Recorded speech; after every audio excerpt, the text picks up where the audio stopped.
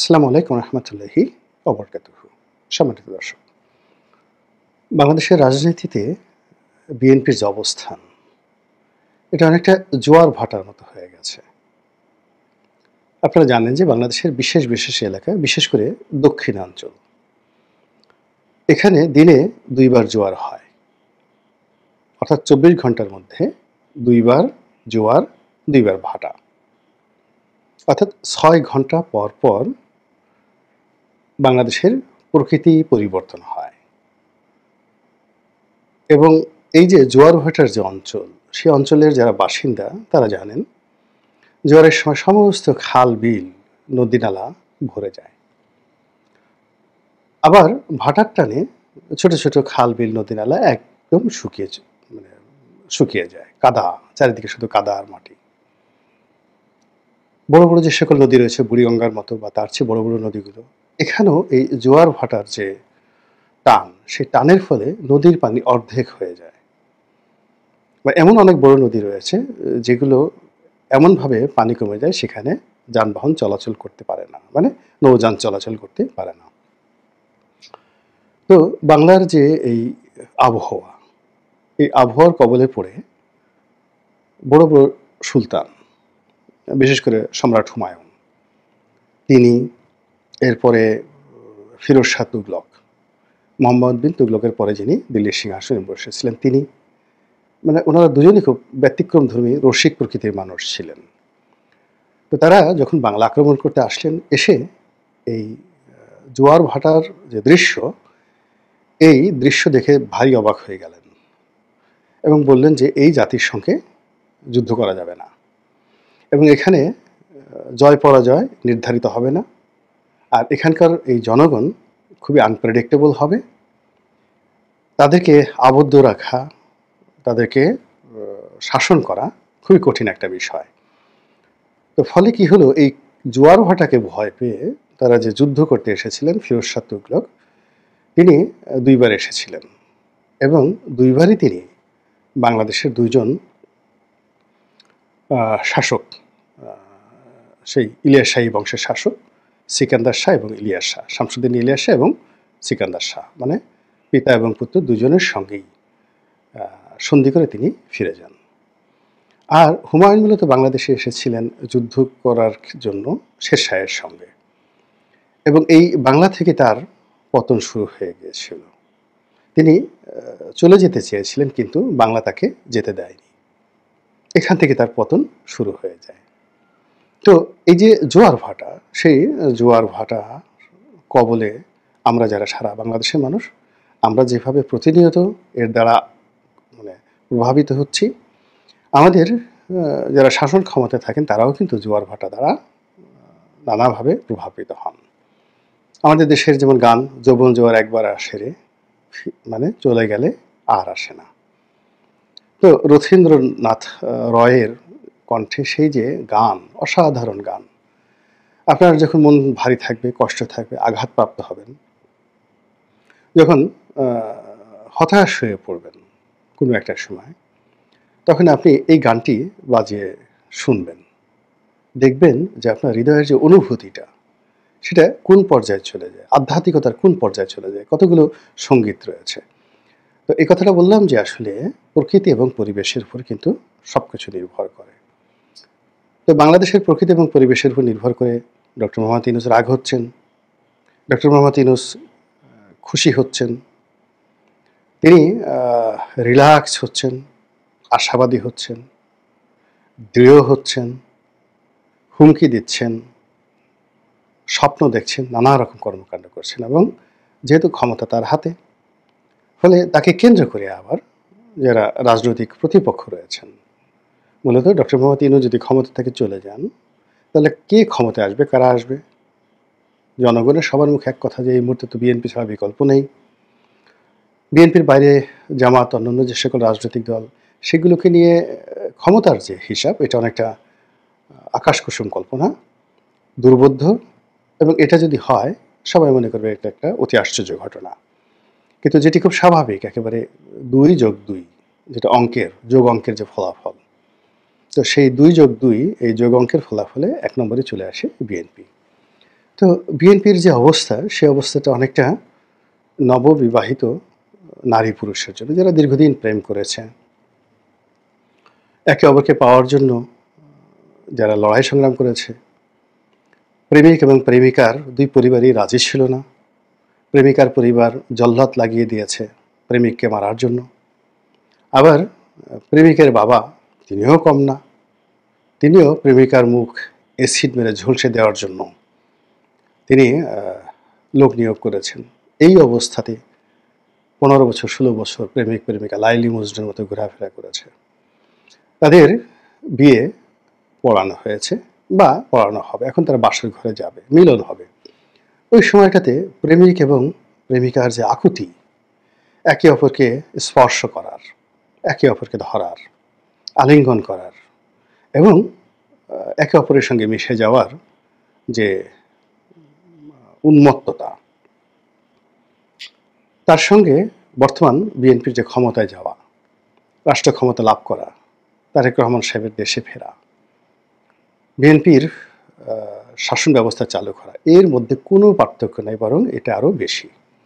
এর কারণ হলো পৃথিবীর কতগুলো আকর্ষণ রয়েছে নারী পুরুষের জন্য, আবার নারীর জন্য পুরুষ, তারপরে টাকা মানে ধন সম্পদ, ক্ষমতা। এই সবগুলোর মধ্যে ক্ষমতা হলো সবচেয়ে বেশি আকর্ষণীয় বিষয়, যেটি লাভের জন্য এই পৃথিবীতে মানুষ পারে না এমন কোনো কর্ম নেই। পিতাকে খুন করতে পারে, মায়ের চোখ তুলে দিতে পারে, সন্তানকে খুন করতে পারে, ভাই বোন সবাইকে তছনছ করে দিতে পারে, একটি শহরকে মাটির সঙ্গে ধুলিয়ে মিশিয়ে দিতে পারে, শহরের 10 লক্ষ লোককে খুন করে পুরো একটা নদীকে রক্তাক্ত করে দিতে পারে, রক্তগঙ্গা বয়ে দিতে পারে। এরকম ঘটনা শত শত এই পৃথিবীতে ঘটেছে। আমাদের পদ্মা, মেঘনা, যমুনা, ভাগীরথী, গঙ্গা, এখানে ভারতের আগ্রা থেকে শুরু করুন বা মথুরা থেকে শুরু করুন, সেখান থেকে ভাটির বঙ্গোপসাগরের একেবারে সংযোগস্থল, সেটার কথা চিন্তা করুন। এই সকল নদ নদী হাজার বছর ইতিহাসে কত লক্ষ মানুষের রক্তে রঞ্জিত হয়েছে, আমরা তার হিসাব জানি না। সেই মহাভারতের যুদ্ধ, অশোকের যমনার কলিঙ্গের যুদ্ধ, অসংখ্য যুদ্ধ, আহমদ শাবদালির ভারত দখল, নাদির শাহের ভারত দখল, তারপর তৈমুর লঙ্গের দিল্লি আক্রমণ, লক্ষ লক্ষ লোকের জীবন চলে গেছে। আর হালাকু খান বাগদাদে 10 লাখ লোককে মেরে ফেলেছে। চেঙ্গিস খানের জন্য 10 লাখ 20 লাখ লোক মারা কোনো বিষয় ছিল না। আর হিটলার কত লোকে মেরেছে। আর এই মানুষের যে রক্ত, সেই রক্ত কোন নদীতে, জমিনে কিভাবে পড়েছে, এই সবই করেছে ক্ষমতার জন্য। তো সেই ক্ষমতা যখন একেবারে, আমি এই রুমে আছি, আমার প্রিয়তম ক্ষমতা অন্য রুমে আছে, কেমন লাগে মেজাজটা? 2 নম্বর হলো আমার প্রিয়তমা, যার জন্য আমি লড়াই করেছি, সংগ্রাম করেছি 15 বছর 16 বছর, এখন আমারই প্রিয়তমা হাঙ্গা দিচ্ছে। কথাটা বললাম মজা করে, হাঙ্গা মানে হাঙ্গা দিচ্ছে, ধরেন একজন নানার সঙ্গে, দাদার সঙ্গে, বুড়ার সঙ্গে বসে বসে, ওই বিয়ের আগে একটু বুড়া দেখেন না, বুড়া বুড়ির একটু দুষ্টামি করে নাতবউর সঙ্গে, তখন যে প্রেমিক তার ভীষণ রকম মেজাজ গরম হয়ে যায়, মনে হয় বুড়ার 32টা দাঁত খুলে ফেলি টেনে টেনে। তুই আমার মানে হবু স্ত্রীর সঙ্গে এরকম যাকে বলে সময় কাটাচ্ছ, ঠাট্টা মস্করা করছো, বিভিন্ন কথাবার্তা বলছো, এরকম মান অভিমান থাকে। তদ্রূপ এখন এই বিএনপির ক্ষমতা লাভের জন্য, ক্ষমতা পাওয়ার জন্য তাদের অনেক অভিমান আছে, রাগ আছে, ক্রোধ আছে। তাদের একেবারে পাওয়া জিনিসগুলো তারা পাচ্ছে না। জনাব এরশাদের কথা চিন্তা করেন, তিনি জনতার মেয়র, তার বাবা মেয়র ছিলেন, তারপরে আবার তাকে ভোট করতে ঠিকমতো দেয়নি, দিলে তো তিনিই মেয়র হতেন। শেখ হাসিনার পতনের পরে তিনি কোর্টের রায় পেলেন, অথচ তারই সহকর্মী শাহাদাত সাহেব চট্টগ্রামে কত সহজে তিনি মেয়রের পদ লাভ করলেন। তো সেখানে তিনি যদি একবার ইউনূস সাহেবের দিকে তাকান, একবার শাহাদাত সাহেবের দিকে তাকান, চট্টগ্রামের মেয়র, আর একবার আকাশের দিকে তাকান, তারপর যদি সেই যে দক্ষিণ সিটি কর্পোরেশনের ভবন, যেটাকে নগর ভবন বলা হয়, সেটার দিকে তাকান, বলেন তো তার রাগ হয় না? আপনার কি রাগ হবে না? যে চেয়ারে তার বাবা বসেছেন, সে চেয়ারটা এখনো পর্যন্ত খালি রয়েছে। যে চেয়ারটাতে তিনি বসতে পারতেন, সত্যিকার ভোট হলে সেই চেয়ারটা খালি রয়েছে। আবার সেই চেয়ারে বসার জন্য আদালত থেকে রায় দিয়েছে, আবার সেই চেয়ার এখন তাকে বসতে দিচ্ছে না। তারেক রহমান সাহেবের কথা যদি চিন্তা করেন যে এই যমুনাতে কে বসবেন? ইলেকশন হলে তো তারেক রহমানই বসবেন। তিনি প্রধানমন্ত্রী হবেন। ৩০০ সিটের মধ্যে ২৯০ সিটই তিনি পাবেন। একেবারে নিশ্চিত। সেই নিশ্চিত জায়গাতে বসে এখন আলী রিয়াজ সাহেব, আসিফ নজরুল সাহেব, তারপরে শেষে ডক্টর মোহাম্মদ ইউনূস এবং তার যারা লোকজন রয়েছেন তারা সবাই মিলে যা কিছু করছে, বলেন তো বিএনপির রাগ হবে না? ক্রোধ হবে না? এটা কি না হয়ে পারে? তারা তো মানুষ। সেই মনুষ্যত্ব থেকেই তারা কি করছেন? একেবারে জোয়ারের টান এনে সরকারকে হুমকি দিচ্ছেন। ডিসেম্বরের মধ্যে নির্বাচন হতে হবে। দিল্লির দালালি চলবে না, পিন্ডির দালালি চলবে না, আমেরিকার দালালি চলবে না। আমরা বাংলাদেশের পক্ষে আছি, ডিসেম্বরের মধ্যে নির্বাচন হবে। বিএনপির অনেক নেতা আরও আগ বাড়িয়ে বললেন যে নির্বাচনে যদি বিএনপিকে সুযোগ দেওয়া না হয় বা বিএনপির দাবিকে মান্য করা না হয়, তাহলে আমরাই নিজেরা ডেট দিয়ে নির্বাচন অনুষ্ঠান করে নেব। চিন্তা করতে পারেন যে জোয়ার কি পরিমাণ। সেই জোয়ারের যে দাপট, এটি মোটামুটি এক সপ্তাহ বাংলাদেশ প্রকম্পিত হলো। যমুনাতে এরশাদ সাহেবের যে সভা সমাতি বিক্ষোভ, সেটা থেকে আজ অবধি। কিন্তু এটা আবার ভাটায় চলে এলো। ভাটায় চলে এলো যখন ডক্টর মোহাম্মদ ইউনূস এসে গেলেন, জাপানে গেলেন। জাপান থেকে কি শিখে আসলেন? কুম্ফু কারাত, তুমকো মারামারি না কি করে আসেন আল্লাহ জানে। উনি জাদুই জানে কি না, বান মারতে জানে কি না, বা তার যে সম্মোহনী ক্ষমতা, এটা কোন পর্যায়ে আমরা জানি না। উনি জাপান থেকে আসার পরেই পুরো বিএনপি রাজনীতিতে ভাটা শুরু হলো, আর ডক্টর মোহাম্মদ ইউনূসের রাজনীতিতে জোয়ার শুরু হয়ে গেল। তিনি এসেই সমস্ত রাজনৈতিক দলদেরকে ডাকলেন। সব রাজনৈতিক দল সেখানে গেল হুড় হুড় করে, এবং সেখানে গিয়ে তারা মনের মতো করে সব কথা বললেন। ডক্টর মোহাম্মদ ইউনূস শুনলেন, কোনো প্রতিক্রিয়া নাই।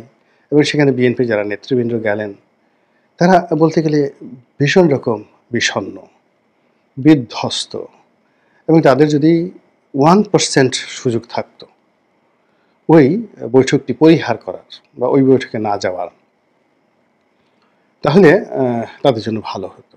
এই কারণ হলো তারা একটা বনেরই দল, রাষ্ট্র পরিচালনা করেছেন। এখানে যারা আছেন মন্ত্রী, এমপি, সচিব, অন্যান্য যারা আছেন তারা সমাজের কুলীন শ্রেণী। কিন্তু ডক্টর মোহাম্মদ ইউনূস সবাইকে, গ্রামীণ ব্যাংকের যে যারা ঋণ গ্রহীতা, আপনারা গিয়ে দেখবেন যে তাদের একটা নর্মাল নিয়ম ছিল, এখন আছে কিনা আমি জানি না, আমরা যখন ছোটোকালে দেখেছি ম্যানেজার সাহেব চেয়ারে বসতেন আর বাকি ঋণ গ্রহীতারা সবাই ফ্লোরে বসতেন। নারী পুরুষরা একদিকে বসতেন, একদিকে নারীরা লেফট রাইট করতেন, অন্যদিকে পুরুষরা লেফট রাইট করতেন। তো এভাবে ডক্টর মোহাম্মদ ইউনূস সেই গ্রামীণ ব্যাংকের ঋণ গ্রহীতাদের মতো করে পুরো রাজনৈতিক অঙ্গনের সবাইকে তিনি ঘুরাচ্ছেন। শেখ হাসিনার ভাগ্য ভালো, কপাল ভালো, তিনি দিল্লিতে গেছেন। ওবায়দুল কাদেরের কপাল ভালো, কারণ এই যে যমুনাতে গিয়ে যে ধরনের দৃশ্য হচ্ছে, এটা যদি তাদের ক্ষেত্রে হতো, অর্থাৎ এখন যদি ডক্টর মোহাম্মদ ইউনূস বিএনপি জামাত সবাই মিলে ঐক্যমত্য পোষণ করত, তাহলে এই যে আওয়ামী লীগের যারা নেতৃবৃন্দ, তারা ডক্টর মোহাম্মদ ইউনূসের সামনে গিয়ে এখন বিএনপির নেতারা যেভাবে বসছেন ওভাবে যদি তাদেরকে বসতে বলা হতো, তাহলে এই যে আইসিটি আদালতে তাদের বিরুদ্ধে যে মামলা হচ্ছে, এই মামলাতে যে তাদের বিচার হবে, ধরেন ফাঁসি হলো, এই ফাঁসি বা তাদেরকে একদম যাকে বলা হয় ফায়ারিং স্কোয়াডে মেরে ফেলার হুকুম দেওয়া হলো, অথবা বিষ পান করতে বলা হলো, এর যে কোনো শাস্তির চাইতে এখন বিএনপি যে মনোবেদনার মধ্যে আছে, কষ্টের মধ্যে আছে, এর চেয়ে মানে এই কষ্ট অনেক বেশি। এখন ওবায়দুল কাদের, শেখ হাসিনা, আসাদুজ্জামান খান কামাল থেকে শুরু করে জয়, ববি, পুতুল, সবাইকে যদি বলা হয় যে আপনারা এখন জনাব সালাউদ্দিন সাহেবের মতো কিংবা বিএনপির নেতাদের মতো ওভাবে গলায় মালা পরে যমুনাতে যাবেন, ডক্টর মোহাম্মদ ইউনূসের বক্তব্য শুনবেন, তারপরে উনি বা উনার লোক ডায়াসে গিয়ে যখন আপনাদেরকে অনুমতি দেবেন যে এখন বক্তব্য দেবেন শেখ হাসিনা, তখন শেখ হাসিনা দাঁড়িয়ে দাঁড়িয়ে বক্তব্য দেবেন। এগুলো একটা অপশন। আর দ্বিতীয় অপশন হলো যে সক্রেটিসকে যে বিষ পান করে সক্রেটিস মারা গেছেন, হেমলক, অন্যদিকে এক গ্লাস হেমলক আছে, আপনি এটা খেয়ে মরে যাবেন। তো শেখ হাসিনা সহ আওয়ামী লীগের যারা লোকজন আছে তারা সবাই বলতো যে দোহাই আপনাদের, ওই কথাগুলো আর দ্বিতীয়বার বলবেন না, আগে হেমলকের গ্লাসটা আনেন, খেয়ে সঙ্গে সঙ্গে মরে যাই। তো এইরকম একটি অবস্থা ধরেন আওয়ামী লীগের জন্য, এবং এটা বাস্তব। আপনি আওয়ামী লীগে বলেন এই কাজটা করার জন্য, তারা হেমলকি পান করবে। তো যার জন্য বিএনপি এখন এই যে শুধুমাত্র ক্ষমতা লাভের জন্য, জনগণকে সেবা করার জন্য, রাষ্ট্র ক্ষমতা পাওয়ার জন্য যে কষ্ট করছে, যে বিরূপ পরিস্থিতি মোকাবেলা করছে, যে অপমান তাদেরকে সহ্য করতেছে, এগুলো মানে বনের পশু পাখি পর্যন্ত এই দুঃখে কাতরাচ্ছে।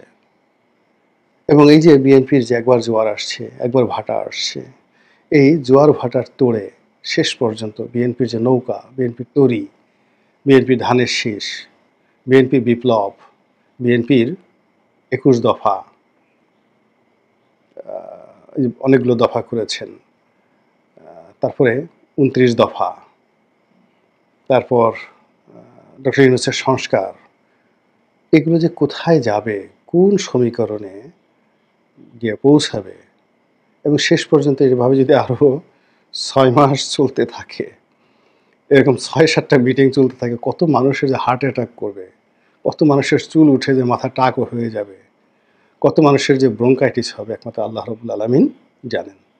আল্লাহ আমাদের সবাইকে হেদায়েত দান করুন এবং হেফাজত করুন। আসসালামু আলাইকুম ওয়া রাহমাতুল্লাহি ওয়া বারাকাতুহু।